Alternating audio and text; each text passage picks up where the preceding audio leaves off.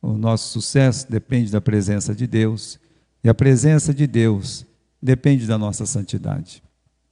Vamos continuar aqui, vamos para o versículo 1, vamos começar lá onde a gente já leu, onde nós lemos que transgrediram os filhos de Israel no anátema. Qual foi a transgressão, né? O pecado? Qual foi? A palavra de Deus diz aqui, meus irmãos, que alguém tomou do maldito. Olha só, transgrediram os filhos de Israel no anátema, porque Acã, filho de Carmi, filho de Zabdi, filho de Zerá, da tribo de Judá, tomou do anátema. O que é isso, né? O que era o tal do anátema, o tal do maldito? Olha, irmãos, é aquilo que Deus declara anátema e maldito. Não tem nada demais numa capa babilônica. Não tem nada demais numa prata, no ouro, numa faca de ouro. Não tem nada demais. Você pode ver que a capa babilônica é feita de um tecido talvez muito parecido com aquela túnica, né, que foi feita por Jacó para José. E se você vê, ouro tem num lugar, ouro tem no outro lugar. Então, anátema é aquilo que Deus declara maldito. Então, antes de ir para a guerra, você pode conferir no capítulo 6, que Deus disse o seguinte, quando ele estava falando, ele disse, a cidade será anátema ao Senhor, ela e tudo que ela tem. Então, tirando a prostituta Raabe, né? Agora, versículo 18. Tão somente guardai-vos do anátema. Então, o que é o anátema? A cidade e tudo que ela possuía. O povo de Israel não tinha o direito de pegar se fosse um tijolo daquela cidade. Não deveria pegar um pedaço de pau daquela cidade. A cidade foi declarada anátema, maldita. Então, tudo que estava dentro da cidade era maldito. Pegar alguma coisa ali, meus irmãos, era pegar da maldição. O que era para fazer, né? A palavra de Deus diz aqui no versículo 18. Então, somente guardai-vos do anátema, para que não vos façais malditos ao tomardes o anátema. E assim façais maldito o arraial de Israel, e o perturbeis. A prata, o ouro, os vasos de metal, de ferro são consagrados ao Senhor, irão ao tesouro do Senhor. Então, olha, toda a prata, todo o ouro, tudo que tiver ali de algum valor, era para ser colocado ali para o Senhor, ou seja, seria consagrado ao Senhor. A pilhagem, de qualquer forma, ela estava proibida, mas Deus tinha declarado que se alguém pegasse alguma coisa, estava pegando do maldito. Né? E não somente isso, ele seria maldito e toda a nação, todo o arraial, ou seja, todos os que estavam ali com Josué, seriam malditos também. Então, irmãos, não foi por falta de aviso. Nas outras batalhas, Deus não fez isso. Mas nessa batalha, especialmente, que era uma batalha assim para ficar na memória. Olha, é difícil pegar um irmão que conhece a Bíblia, né? Pegar esse irmão que conhece a Bíblia, assim, de ler e tal, mas que não se atenta em detalhes, porque uns se atentam em detalhes, e perguntar assim, como é que foi a segunda guerra de Josué? Contra quem ele batalhou? E a terceira guerra, contra quem ele batalhou? Preste atenção, irmãos, né? Por quê? Porque, de fato, há uma batalha na região central, há uma batalha na região norte, na região sul, mas o que você lembra de todas as batalhas é a queda do muro de Jericó. Então, era uma coisa para ficar na memória.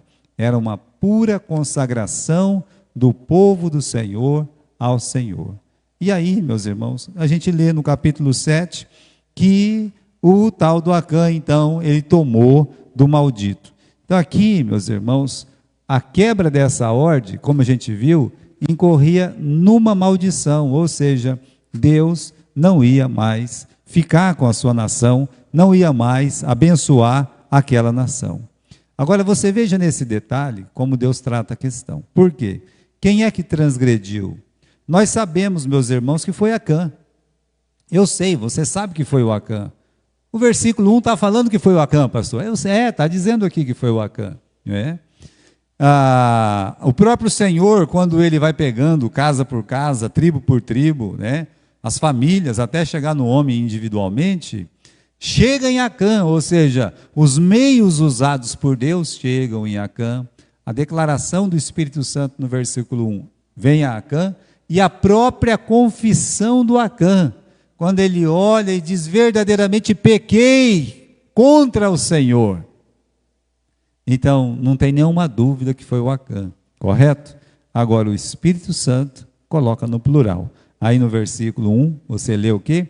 Transgrediram, isso é, se um filho de Israel, ele transgrediu, todos transgrediram com ele. Ou seja, não diz aqui, um filho de Israel transgrediu, está dito, transgrediram os filhos de Israel. Então, meus irmãos, a nação, ela era culpada diante do Senhor. A gente tem uma dupla ocultação aqui. Quando você lê todo esse texto, as coisas vão acontecer. O que vai acontecer? O que vai acontecer é que Israel, você vê o Josué se preparando para a batalha, ele pega, como ele faz contra Jericó, ele manda espias antes, os espias vão lá, vê que não tem muita gente, são poucos soldados para militar a batalha do inimigo, então eles pensam, vamos voltar, Voltou, e aí, como é que é lá? Eles não são muitos não, basta 2.000, 3.000, aí a gente dá um jeito, a gente vai vencer fácil, não precisa cansar a nação não, os homens da nação. E aí, meus irmãos, Deus não fala nada.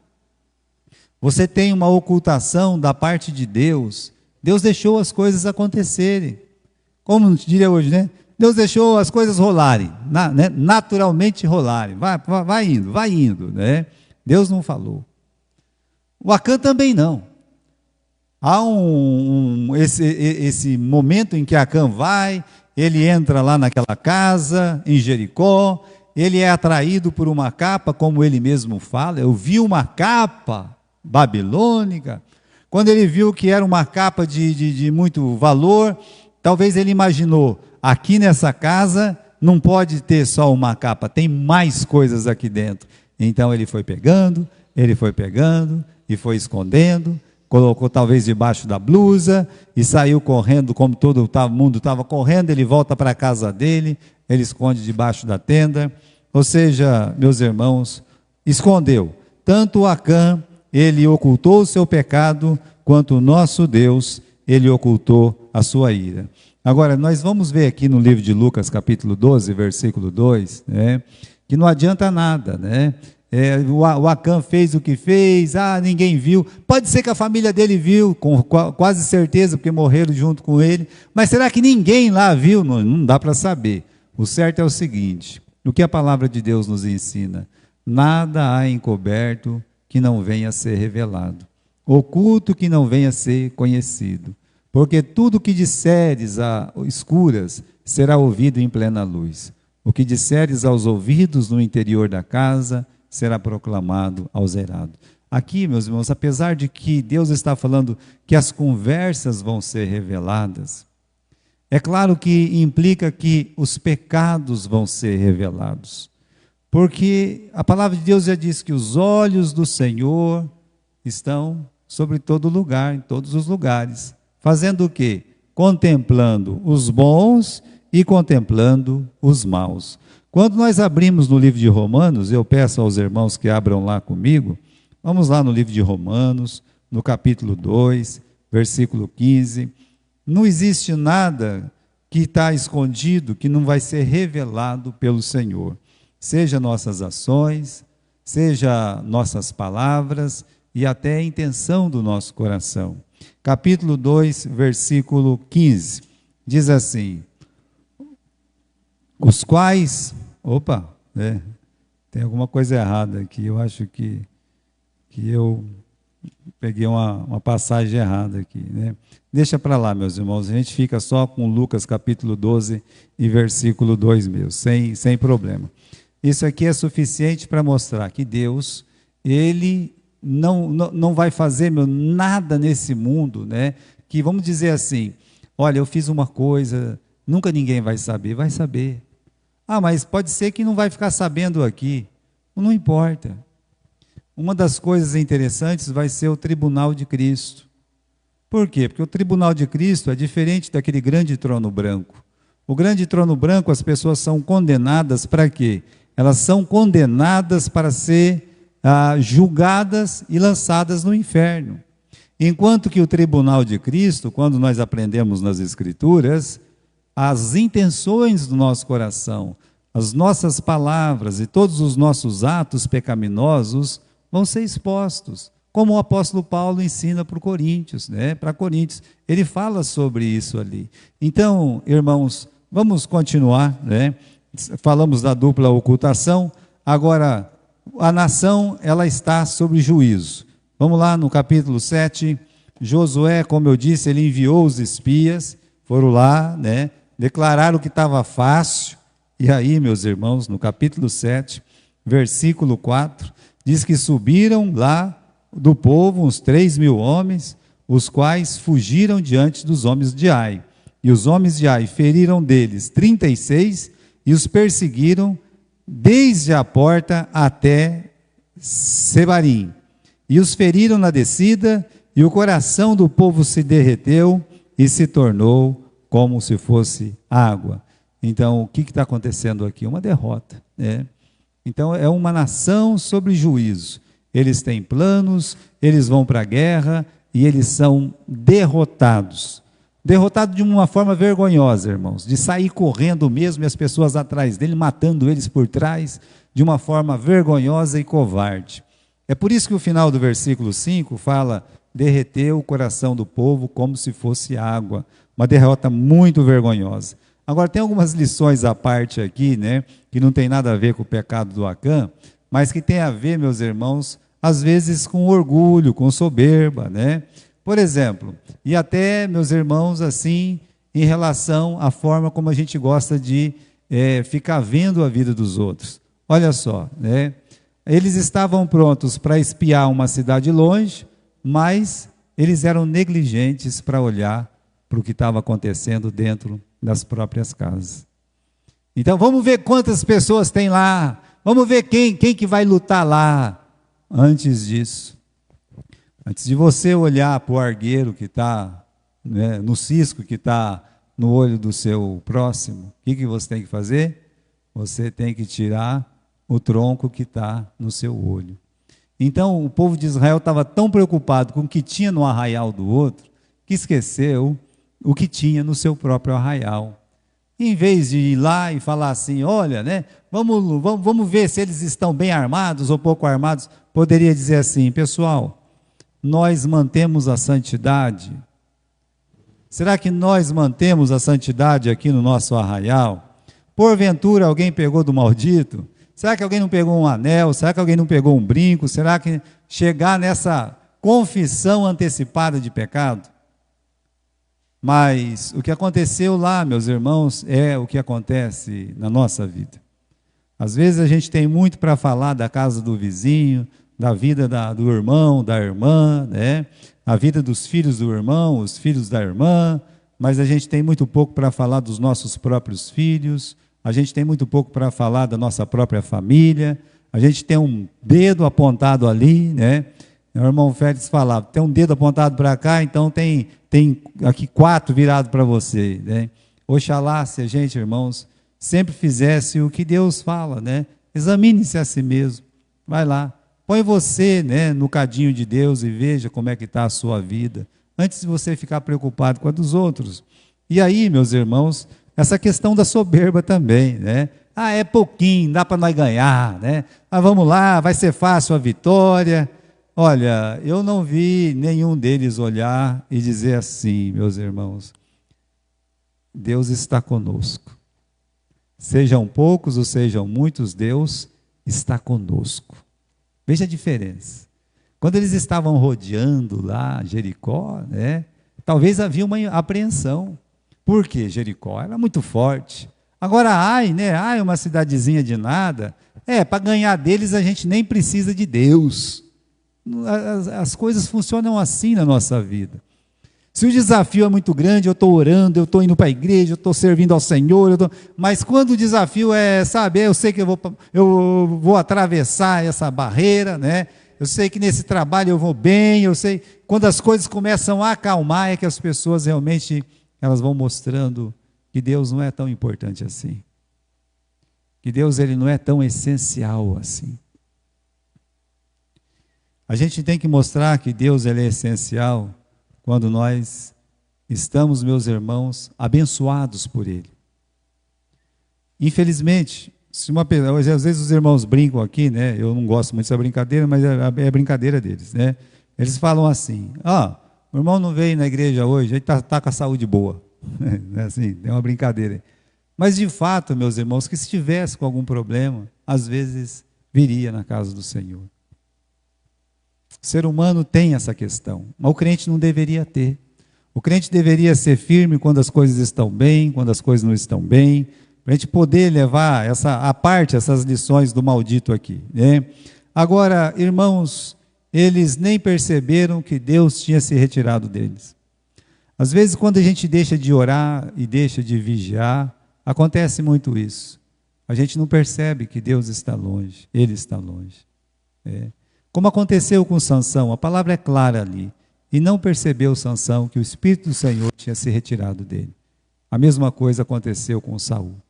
Portanto, irmãos, o povo de Israel foi para a luta, confiante, armados. Saíram de lá derrotados. Mas em momento nenhum, antes eles disseram: o Senhor é conosco. Continuando aqui, a atitude de Josué após a derrota.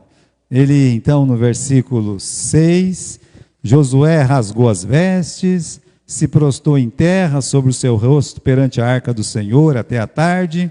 Ele, os anciãos, deitaram o pó na cabeça. Olha a situação. Eles foram lá para a frente da arca, sentaram lá na frente da arca, colocaram o pó na cabeça, rasgaram a roupa para dizer que estava triste, um olhando para a cara do outro, dizendo assim: e aí? E aí? Que vergonha é essa que nós estamos passando? Então, tem uma tristeza comovente no versículo 6, muito comovente, estão envergonhados pela derrota. Agora, meus irmãos, eles estão decepcionados com Deus. Olha o versículo 7, disse Josué: Senhor Deus, por que com efeito fizeste passar esse povo Jordão, para nos entregardes nas mãos dos amorreus, para nos fazer perecer, antes tivéssemos contentado em ficar além do Jordão? Essa frase, ela é muito parecida com a frase do deserto.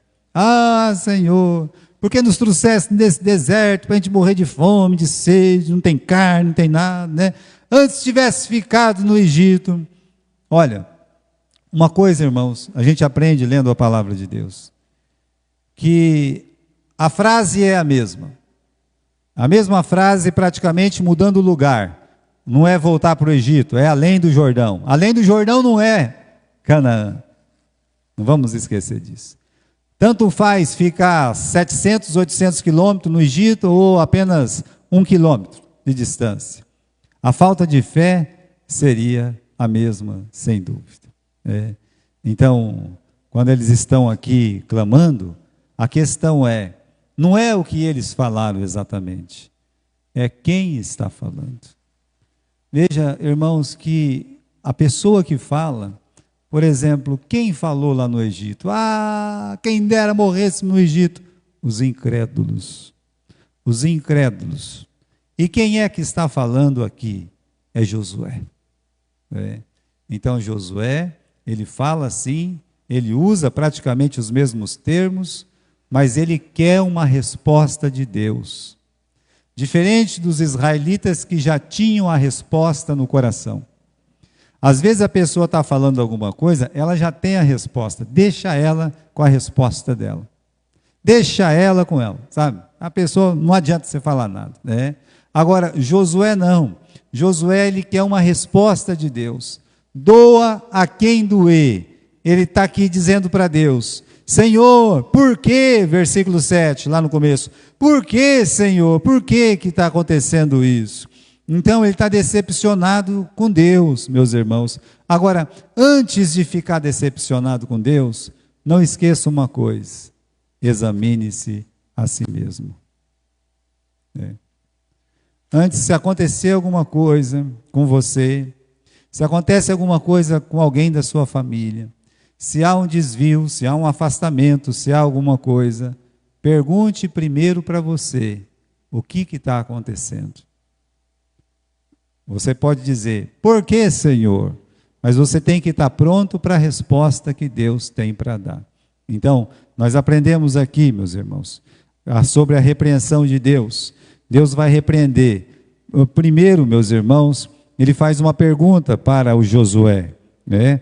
No versículo 8, Josué continua: Ah, Senhor, que direi?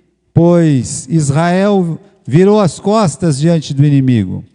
Ouvindo isto, os cananeus e todos os moradores da terra nos cercarão e desarraigarão o nosso nome da terra, e então farás, o que farás, né? O que o Senhor fará, né, com o seu grande nome, né? Então aqui, meus irmãos, ele está falando algumas coisas para nós, né? Primeiro, ele está dizendo assim: Senhor, por que isso aconteceu? É uma coisa interessante.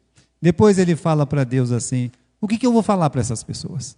Ele está aí, o que eu vou dizer? Né? E em terceiro ele fala: o que tem que fazer? Ou seja, como é que nós vamos resgatar esse seu grande nome? Porque Josué entendia o seguinte: a derrota de Israel era a derrota do próprio Deus. Então ele está dizendo aqui: Senhor, nós não queremos ser derrotados, para que o seu nome não seja assim envergonhado diante das nações. Então, meus irmãos, essa tristeza, ela acontece porque lá no fundo do coração do Josué, ele sabe o seguinte: que Deus não está mais presente. Ele entende isso.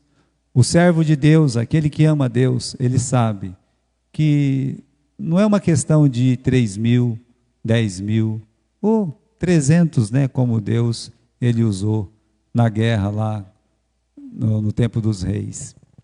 Não, no tempo dos juízes, perdão. Agora, a questão era: será que Deus está presente? Não, ele entendia que Deus ele estava ausente, senão aquela derrota não tinha acontecido. E aí Deus vai repreender mesmo, né? Primeira coisa que Deus faz, aqui no capítulo 7, versículo 10, é dizer para Josué: levanta, rapaz, por que você está prostrado?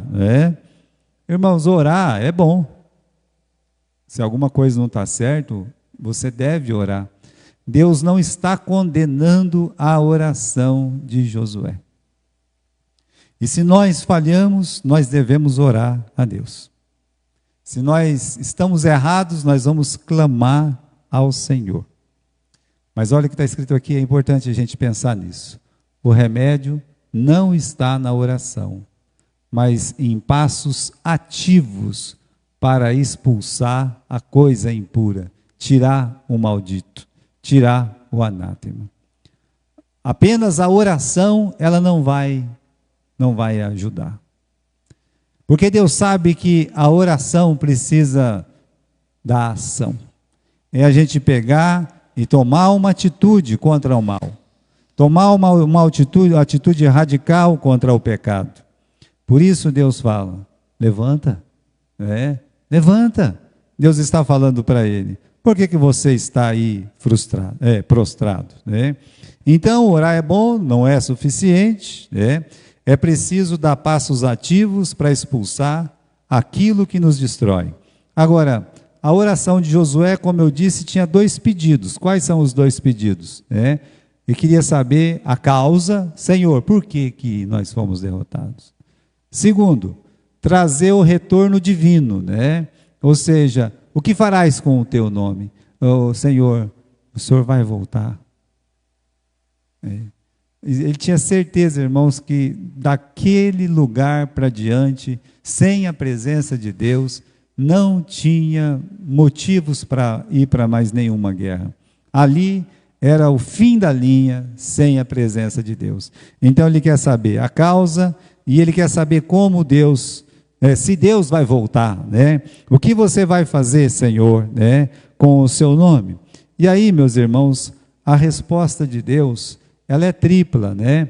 Primeiro ela expõe a causa, depois ela expõe o efeito e depois, meus irmãos, expõe as condições do retorno. Veja como é simples essa resposta de Deus. Ele vai falar, ó, perderam por isso, né? Vocês perderam a guerra porque é por causa do pecado. Olha o que aconteceu por causa do pecado, né? E terceiro, olha, para mim voltar, tem que fazer assim. Então vamos ver rapidamente aqui, meus irmãos, nessas três exposições de Deus. Primeiro, no versículo 11, Deus tem a causa do pecado. Capítulo 7 e versículo 11. Israel pecou, transgrediram a minha aliança que lhes tinha ordenado e tomaram do maldito. E furtaram e mentiram e debaixo da sua bagagem eles puseram, ou seja, eles esconderam. Então você tem aqui o pecado, a causa do pecado, como ela é vista por Deus. Deus chamou de assim, uma transgressão àquela aliança que ele tinha dito. Olha, quem pegar aqui alguma coisa vai recair no anátema, que é o maldito.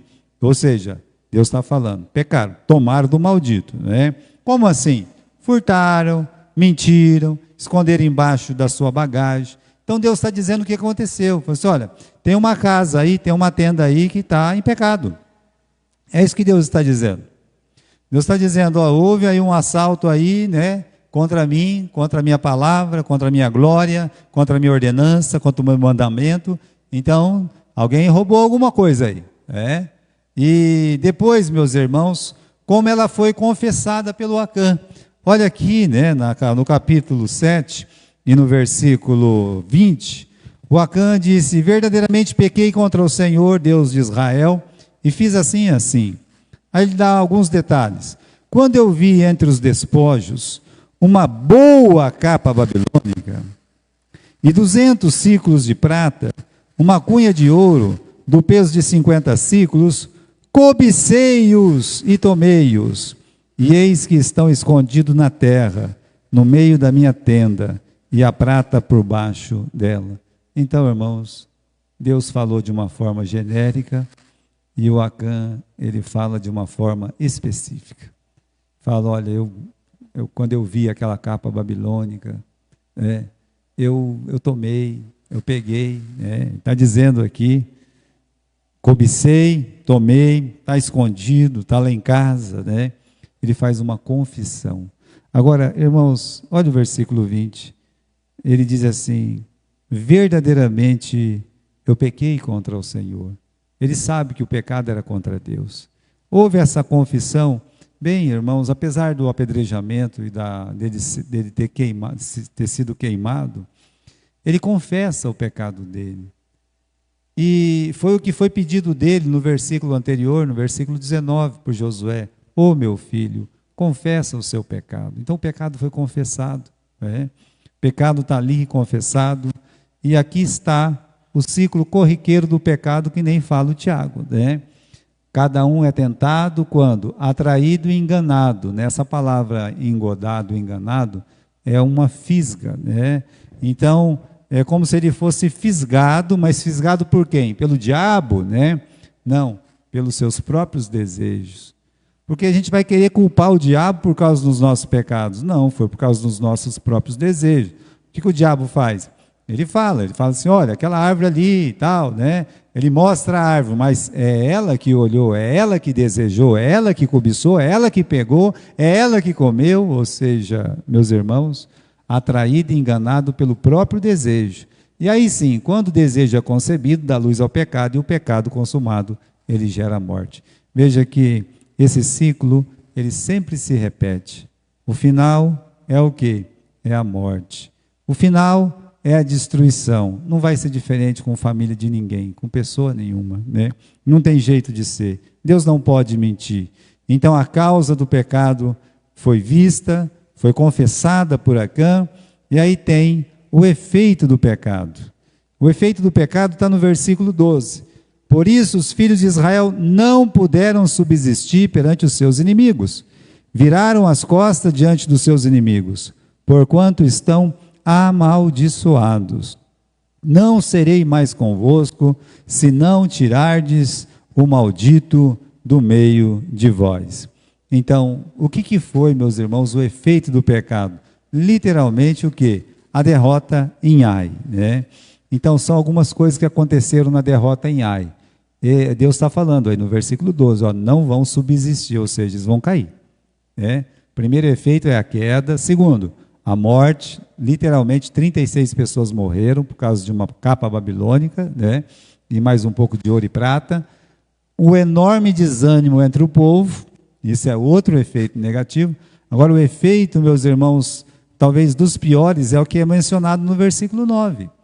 Quando o Josué fala, olha, os inimigos vão se animar aqui, se Ai pode vencer uma batalha contra Israel, qualquer um pode vencer Israel.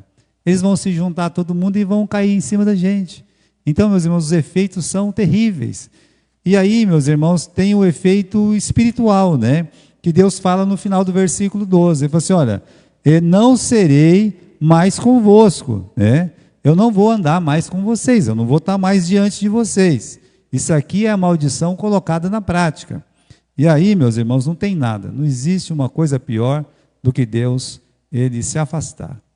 Né? Enquanto não houver a confissão e o abandono do pecado, Deus, ele vai se afastar. Ele vai fazer isso. Né? Por quê? Porque ele é Deus. É como Moisés falou lá. Lembra que Deus falou, eu vou mandar um anjo aí com vocês. Moisés disse, não, Senhor, né? Se a tua presença não for comigo, então não nos faça subir. Não nos faça subir. Eu quero ficar aqui. Né? É melhor morrer no deserto mesmo do que ficar sem a presença do Senhor. Muito bem, falado da causa e do efeito, vem as condições do retorno. Né? Qual que era a condição do retorno? Final do versículo 13. Se não tirardes o pecado, o maldito do meio de vós. Só isso? Não. Olha o que diz o versículo 13. Levanta-te, santifica o povo e diz, santificai-vos para amanhã, porque assim diz o Senhor Deus de Israel. Anátema há no meio de ti, Israel. Diante dos teus inimigos não poderás suster-te, até que tireis o anátema diante de vós. Bom, assim como, meus irmãos, o pecado tira a bênção, tira a presença de Deus, tira o sucesso. Com a confissão, quando eles retiram o pecado, então eles levam o povo a uma santificação. Santificado significa uma pessoa que se separa, né? Ele se separa do mal. E aqui a gente vê esse pedido de Deus, santifica o povo. O povo estava em pecado por causa de um, mas estava. Agora Deus está dizendo, eles podem ser, meus irmãos, santificados de novo. O que Deus quer, meus irmãos? Deus quer que o pecado seja confessado, a maldição seja tirada e o povo de Deus volte a ser chamado uma nação santa. É assim que Deus sempre quer. Agora, como nós falamos no começo, meus irmãos, o nosso sucesso, a nossa bênção, a nossa vida espiritual frutífera depende da presença de Deus.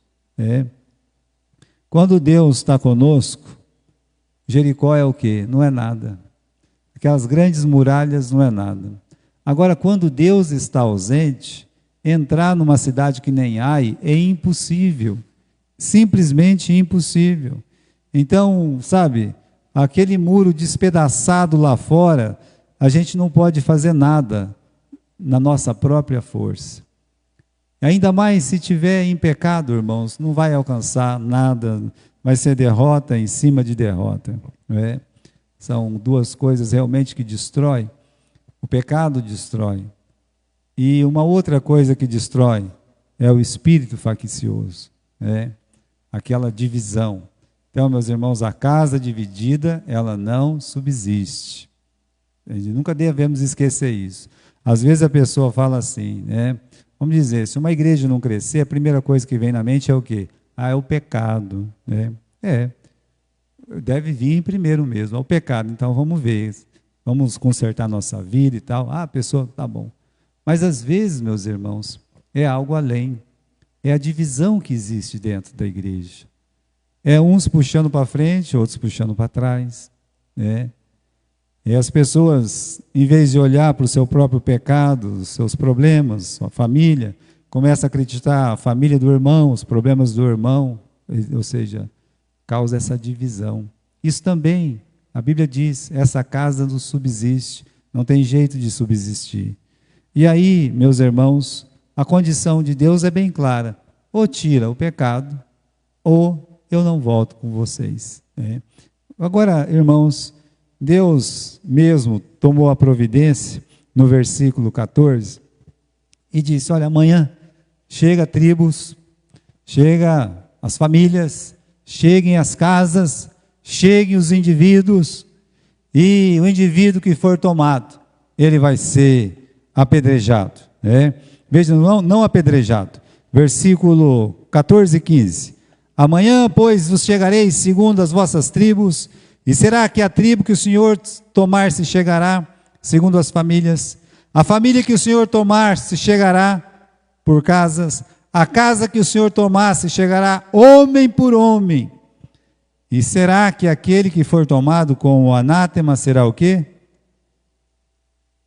O que ia acontecer com ele aí? Está escrito o que depois? Vai ser queimado. Era para ser queimado. Ser queimado é muito diferente de ser apedrejado. Os irmãos sabem disso. Primeira pedra que pega na cabeça, a pessoa já desmaia. Não vê mais nada. Você prefere ser apedrejado ou ser queimado? É melhor ser apedrejado. Uma vez uma pedrada bem dada na cabeça, a pessoa já morre, acabou. Agora imagine as chamas, o fogo. Queridos irmãos, isso nos leva à importância da confissão. Ele foi sim apedrejado, mas Deus não permitiu que ele fosse queimado antes de ser apedrejado. Aqui, meus irmãos, o apedrejamento de Acã. Por que ele foi apedrejado? Ele confessou o pecado dele. É porque foi uma quebra positiva da ordem de Deus. Era um maldito. E Deus disse antes, Deus disse durante. Ele disse, olha, não tomem do maldito. Vamos dar uma olhada aqui no capítulo 6 de novo, Aqui, meus irmãos, no capítulo 6 e versículo 17. Porém, será anátema ao Senhor tudo quanto houver nela, somente a prostituta Raabe viverá. No 18. Então somente guardai-vos do anátema, para que não vos façais malditos ao tomardes o anátema, e assim façais malditos o arraial de Israel e o perturbeis. Por isso, meus irmãos, Deus ele foi bem claro, Deus ele já tinha dito isso antes, e agora ele diz a mesma coisa. Esse camarada vai ser queimado. E aí, meus irmãos, ele acabou sendo apedrejado. Agora, o maldito tinha que ser tirado e ele foi tirado. Não teve acordo. Quando ele confessa o seu pecado, então, acabou. Vamos aqui para o versículo 23. Tomaram, pois, versículo 22. Josué enviou mensageiros que foram correndo à tenda. Não faltou pressa, para tirar o mal. E eis que tudo estava escondido na sua tenda, e a prata por baixo. Tomaram aquelas coisas do meio da tenda, trouxeram a Josué, e a todos os filhos de Israel, e puseram perante o Senhor.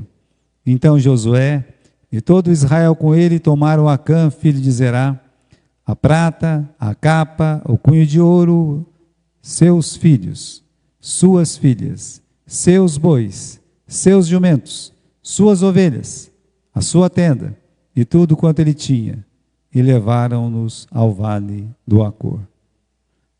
E disse Josué: por que nos perturbastes? O Senhor te perturbará neste dia. E logo todo o Israel o apedrejou. E o queimaram a fogo. E os queimaram a fogo, depois de apedrejá-los. Então houve uma misericórdia de Deus aqui ainda, na forma que ele morreu. Agora, meus irmãos, é uma ordem muito dura mesmo, né, de ser cumprida. Mas o povo de Israel tinha que cumprir. Como eu disse para vocês, a guerra contra Jericó era um protótipo de vitória do Senhor, de vitória da fé, de exemplo de santidade, de santificação, exemplo de punição. Então você tem aqui tudo o que acontece numa vida cristã. O como ser vitorioso na vida cristã e como ser derrotado na vida cristã. Você tem na história da queda de Jericó e também o pós-queda de Jericó, você tem o que Deus pode fazer aos homens de fé e o que Deus faz quando há pecado. Então, você tem essas duas coisas acontecendo. Agora, né, fica a pergunta, né, se devemos apedrejar os pecadores ainda, né? Bem, Deus disse para aquela mulher, né, para a mulher não, para os apedrejadores da mulher: olha, se você não tem pecado, você pode atirar a primeira pedra. A questão quase que não é tão essa, meus irmãos, porque todos eram pecadores, podia ter um atrevido lá, né? Se fosse hoje teria muito atrevido, que tacaria do mesmo jeito. É que estava na presença de Deus ali. Agora, você veja bem, o princípio hoje não é o apedrejamento. O princípio de toda a questão é Mateus 18. A gente insistiu muito isso quando nós estudamos o capítulo 5, no livro de 1 Coríntios. Nós ficamos 3 semanas falando só sobre esse assunto. E eu achava que era muito importante tratar disso. Por quê? Todo assunto numa igreja, todo qualquer, né, ele deve ser tratado segundo Mateus capítulo 18. Tratado desse jeito, meus irmãos, o mal sairia, assim, como sai o mal? Com uma simples diferença, no espírito de amor, no espírito de graça, sempre assim. Então, ao ofendido aplique Mateus 18. Ao ofensor só resta uma coisa: a confissão, arrependimento e crer na restauração divina. Agora, é importante, né, que tudo foi colocado no plural, porque Israel pecou, e agora a santidade voltou. Então, meus irmãos, tirou o pecado, a santidade está de volta, e novamente, eles serão mais que vencedores. Nós também, mais que vencedores na pessoa de Cristo. Semana que vem tem a vitória em Ai. O Ai vai ser vencido, né? Ai de Ai na semana que vem. Muito bem.